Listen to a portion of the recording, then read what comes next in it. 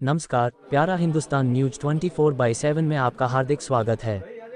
हरियाणा के रोहतक से आ रही है बिग ब्रेकिंग न्यूज। मां राजपति देवी का आशीर्वाद लेकर नवनियुक्त चेयरमैन खुशीराम हुड्डा ने रोहतक ब्लॉक समिति का संभाला कार्यभार।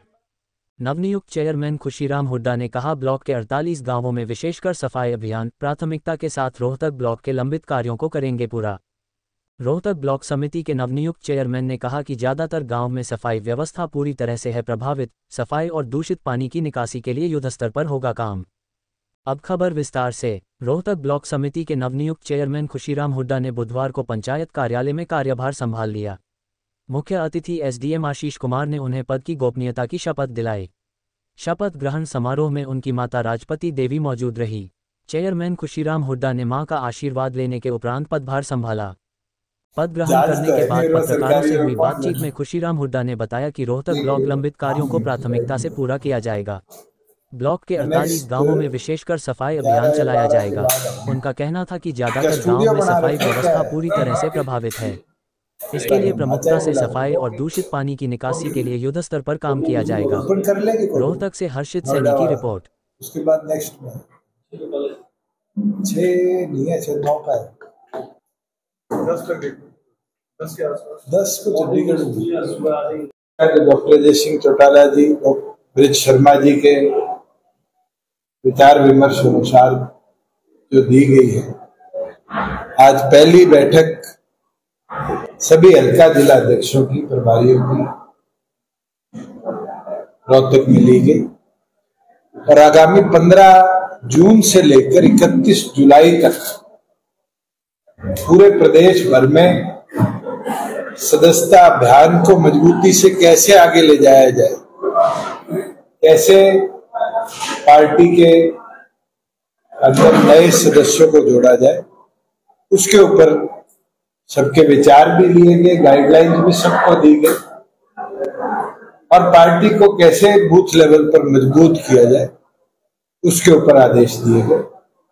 साथ ही साथ पार्टी ने भारतीय सेना के तीनों विंग्स, आर्मी, एयरफोर्स और नेवी को प्रस्ताव के माध्यम से बधाई दी। हमारे कर्नल एस.एस. राठी के अध्यक्षता में जिस प्रकार से देश की सुरक्षा के अंदर उनका योगदान रहा है और उनके साथ साथ अर्धसैनिक बलों का, जिन्हें मजबूती के साथ देश के बॉर्डर की सुरक्षा करी, उनको जननायक जनता पार्टी का एक एक वर्कर और हरियाणा का एक एक नागरिक बहुत बहुत बधाई देता है, क्योंकि हमारे लिए गर्व की बात है कि 2% आबादी के प्रदेश 10% जवान भारतीय सेना को दे रहे थे। उसके साथ पिछले दिनों जिस तरीके से यूनिवर्सिटी लेवल पर, पब्लिक सर्विस कमीशन और स्टाफ सिलेक्शन लेवल पर पेपर की लीकेज या प्लान्ड तरीके से पेपर के अंदर क्वेश्चन इम्प्लांटेशन करी गई, उसके विरुद्ध इंसो के राष्ट्रीय अध्यक्ष प्रदीप देशवाल की तरफ से निंदा प्रस्ताव पारित किया गया। साथ में पहली बार हुआ है कि 30 दिन से ज्यादा डिलेड पेमेंट फार्मर की रही। अमरजीत ढांडा जी द्वारा किसानों की दुर्दशा, चाहे वो पानी की समस्या इतिहास में रही हो, खाद की समस्या रही हो, इसके ऊपर निंदा प्रस्ताव पारित किया गया। और आदरणीय ब्रिज शर्मा जी की तरफ से जो आज कानून व्यवस्था प्रदेश भर की है, उसके विरुद्ध निंदा प्रस्ताव पारित किया गया। मैं तो आपको इतना बता सकता हूं, कल आपके एक पत्रकार साथी ने मुझे सुबह सुबह अखबार की कटिंग भेजी और लिखा हुआ कि मुख्यमंत्री ने ठेकेदारों की बैठक ली और पुलिस को आदेश दिए। आज जो हालात प्रदेश की है, क्या शराब का व्यापार भी कराने के लिए पुलिस का सहयोग लेने का काम हरियाणा सरकार करे? और क्या ऐसी हालत लॉ एंड ऑर्डर की हो चुकी है कि क्या क्रिमिनल्स प्रदेश के अंदर व्यापारी बनकर आम नागरिक, आम व्यापारी को धमकाने लगेंगे? फिर तो कोई एक व्यापार नहीं, आने वाले समय में डॉक्टर्स के ऊपर भी दबाव बढ़ेगा, प्रॉपर्टी डीलरों के ऊपर भी दबाव बढ़ेगा और अनार्की इस प्रदेश में आ जाए। 1 साल 3 महीने नायब सैनी जी को प्रदेश के मुख्यमंत्री की 2 बार शपथ लिए और 1 साल 3 महीने पहले एक भाषण में मैंने उनको बोलते सुना था कि गुंडा तत्व हरियाणा छोड़ दो, वरना। आज तक वरना की परिभाषा वो समझा नहीं पाए और जिस तरह के घटनाक्रम यमुनानगर जिले में, रोहतक में, गुड़गांव में सुनने में आ रहे हैं, तो साफ दिखता है कि उन गुंडा तत्वों को कहीं ना कहीं भारतीय जनता पार्टी की सरकार और खुद होम मिनिस्टर होते हुए मुख्यमंत्री शय देकर कहीं ना कहीं बचाने का काम करे। प्रदेश के अंदर आगामी 15 जून से सभी 22 जिलों में संयुक्त तौर पर एक ही दिन 90 के 90 हलकों में सदस्यता अभियान को जननायक जनता पार्टी आगे लेकर बढ़ेगी और हमारा टारगेट है कि हर बूथ पर एक एक्टिव मेंबर के साथ हम 25 कम से कम सदस्यों को जोड़ने का काम करें, जिसका हरियाणा प्रदेश के लगभग 20,000 बूथों पर 5 लाख नए सदस्य हम बनाने का काम करें। और वही जैसे हमने पहले बूथ सखी की योजना चलाई थी, इलेक्शन कमीशन द्वारा भी पिंक बूथ बनाए गए। इन दोनों को जोड़ते हुए जननायक जनता पार्टी हर बूथ पर एक महिला सखी को पिंक मेंबर के तौर पर पार्टी से जोड़े। इसके उपरांत हमारी महिला अध्यक्षा रजनी दहिया मलिक जी और प्रभारी डॉक्टर किरण पूनिया जी की जिम्मेवारी लगाई गई है कि पार्टी की सदस्यता अभियान को मजबूती से आगे ले जाकर महिला शक्ति को और बढ़ चढ़कर पार्टी के साथ जोड़ने का काम किया जाए और 18,000 एक्टिव बूथ पर महिला वर्करों को पार्टी के साथ जोड़ा जाए, जो दिन प्रतिदिन के कार्यों के साथ साथ पार्टी को लगभग 5,000 महिला वोटर्स एक बूथ पर है, उनके साथ जोड़कर उन तक पहुंचाने का काम करें।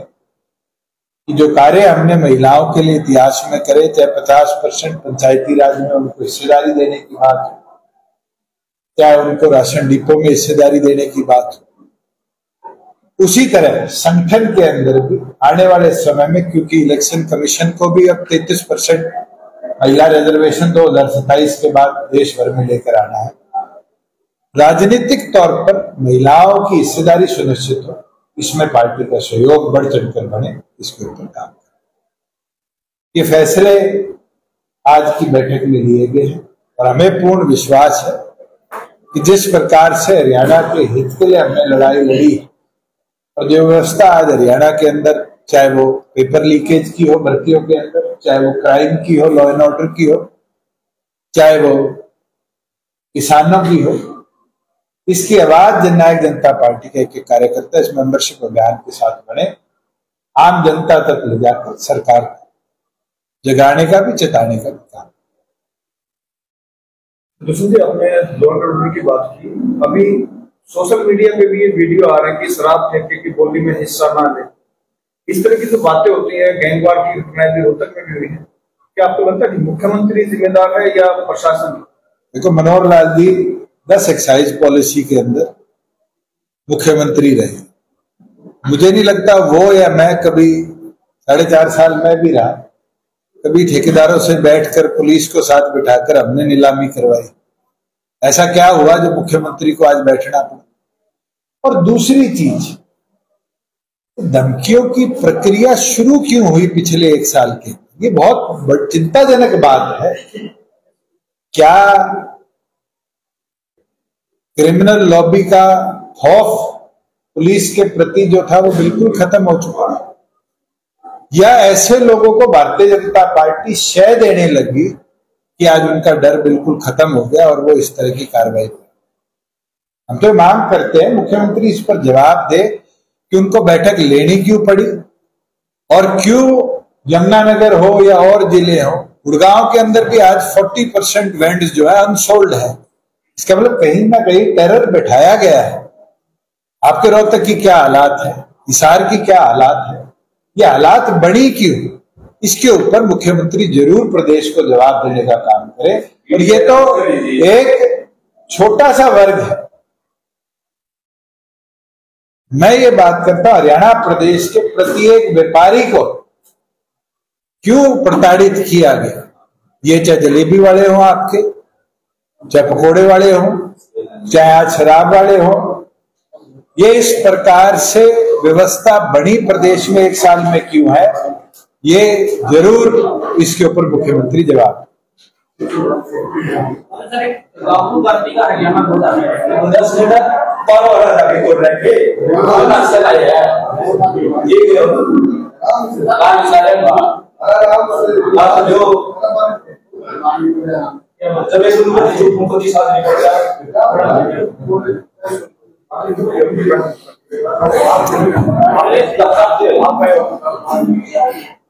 आप कुछ पूछ रहे थे। राहुल गांधी का हरियाणा इस तरह से देखते हुए उन्होंने आदेश दिए कि जल्द ही प्रदेश अध्यक्ष को जिला अध्यक्ष। मैं तो आपके सवाल से बड़ा हैरान हूं। राहुल गांधी का हरियाणा दौरा तो पहली बार आया है। राहुल गांधी हरियाणा में कई बार आ चुके। वो कांग्रेस के राष्ट्रीय अध्यक्ष बने थे तब भी आए थे, आज वो राष्ट्रीय अध्यक्ष नहीं है तब भी आए हैं, जब उससे पहले वो कांग्रेस के पार्टी के साधारण कार्यकर्ता थे तब भी आए। उससे क्या कांग्रेस सुधरी हरियाणा के अंदर? जो पार्टी फूलचंद मुलाना की अध्यक्षता के बाद अपना जिला लेवल का संगठन नहीं बना पाए, तो हल्का लेवल पर कैसे पहुंचे? और अब तो अखबारों के माध्यम से पढ़ते हैं कि नेता प्रतिपक्ष पर फैसला नहीं हुआ, चर्चा नहीं हुई, कांग्रेस के नेताओं के बयान आए। तो पार्टी नेता प्रतिपक्ष नहीं चुन सकती, वो पार्टी नेतृत्व कैसे देगी विधानसभा में? यह हैरानी की बात है कि आज कांग्रेस को सेंट्रल लीडरशिप के आगे ये बोलना पड़ता है गुटबाजी खत्म करवाओ, संगठन बनाओ, पैनल मांगे जाते हैं। इसका मतलब तो उनका ऑर्गेनाइजेशन कितना वीक है। इसमें तो मैं मानता हूं बसपा हो, बीजेपी हो, सब पार्टियां ऑर्गेनाइजेशनली साउंड है। किसी एक को जिम्मेवारी दी जाती है, सारा संगठन उसके साथ काम करता है। पर क्या कांग्रेस ऑर्गेनाइजेशनली इतनी वीक है कि किसी को जिम्मेवारी नहीं दे सकती? और ये जिसका नाम आप लेते हो ये आए जाए, उससे कांग्रेस की शुरू।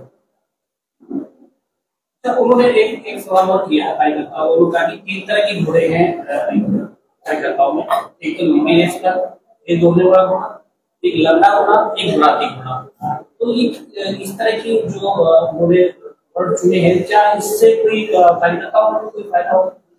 अगर आप मीटिंग में बैठे होते तो मैं आपको कहता जरूर राहुल गांधी से पूछो तीनों में से वो कौन से घोड़े हैं।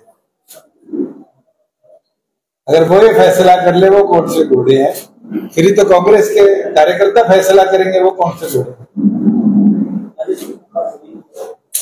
तो किसानों को बड़ी प्रॉब्लम फेस करनी पड़ रही है। सोलर जो प्लेट्स लगती हैं ट्यूबवेल पे, पिछले दिनों तूफान आया जबरदस्त, कई जिलों के किसान इफेक्टेड हुए हैं और लोगों को डैमेज हुआ है, उनको मुआवजा कहीं से नहीं मिल रहा है। इसके अंदर जो हमने प्रस्ताव पारित किया है उसके अंदर हम यही सरकार से मांग करते हैं, सिर्फ सोलर प्लेट्स नहीं, हरियाणा प्रदेश के किसान आधुनिक दिन प्रतिदिन होते जा रहे हैं और बहुत से किसानों ने पॉली हाउसेज, नेट हाउसेज लगा रहे। और जो तूफान आया है 12 जिले तो मैं जानता हूं जिसके अंदर बहुत बड़ी तादाद में नेट हाउसेज, पॉली हाउसेज को नुकसान हुआ और ये किसी भी प्रधानमंत्री फसल बीमा योजना में कवर नहीं होती। हम ये मांग करते जैसे बाढ़ के समय पर हमने 7,000 रुपया एकड़ के हिसाब से फार्मर को स्पेशल पैकेज दिया था कि वो अपने नुकसान की भरपाई कर लो। मुख्यमंत्री फार्मर के लिए बयान तो दे चुके हैं कि हम पैकेज बनाएंगे। तुरंत प्रभाव से आर्थिक मदद स्टेट डिजास्टर मैनेजमेंट फंड से संबंधित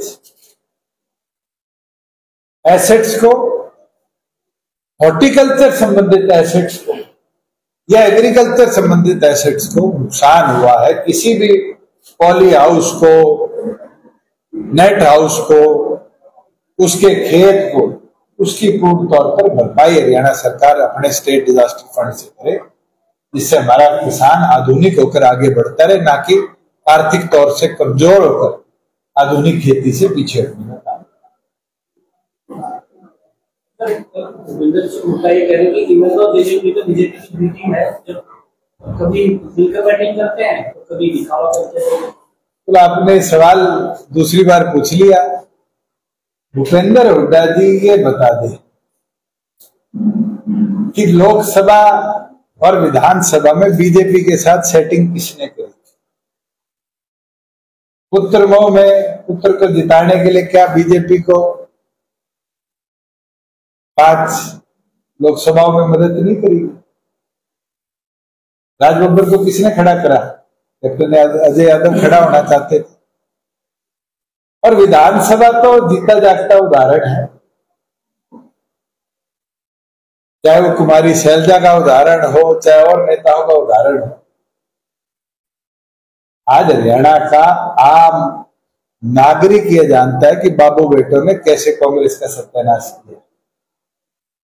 और मुझे नहीं लगता, मेरे से ज्यादा तो आप रोहतक में बैठे हो, अपना कैमरा लेके 5 आम नागरिक से पूछ लो गांव में जाकर कि अपने लालच में क्या उनने जेल जाने से डरते कांग्रेस की आई हुई सरकार नहीं खोने का काम किया? कांग्रेस के नेताओं से पूछ लो, कैप्टन अजय यादव से, कुमारी शैलजा से, रणदीप सुरजेवाला से, मैं नाम आपको 50 बता देता हूं। अब सोना के अंदर क्या हुआ, भवानी खेड़ा में क्या हुआ, सारे जानते हैं। किस प्रकार से कांग्रेस को हराया भूपेंद्र हुड्डा ने, और आज उसका नतीजा है कि प्रदेश के अंदर बीजेपी से सेटिंग कर अपने, चाहे वो एसोसिएटेड जनरल लिमिटेड को जमीन देने का केस हो, चाहे इंडस्ट्रियल प्लॉट देने की बात हो, चाहे एमपी पानेसर की बात हो, क्यों उसमें तारीख पे तारीख लगे जा रही है? सुप्रीम कोर्ट के आदेश है, किसी भी सिटिंग एमएलए और एमपी के ऊपर अगर कोई केस चल रहा है तो उसको फास्ट ट्रैक किया जाए, 1 साल में निपटाया जाए। 3 बार सुप्रीम कोर्ट ने उन आदेशों को नीचे कोर्टों तक पहुंचाया है। मगर ऐसा क्या अद्भुत हो गया कि 10 साल से भूपेंद्र सिंह हुड्डा के केस में उस आदेश के बाद भी अभी गवाहियां नहीं शुरू हुई। ये साफ दिखता है बीजेपी की बी टीम कौन है।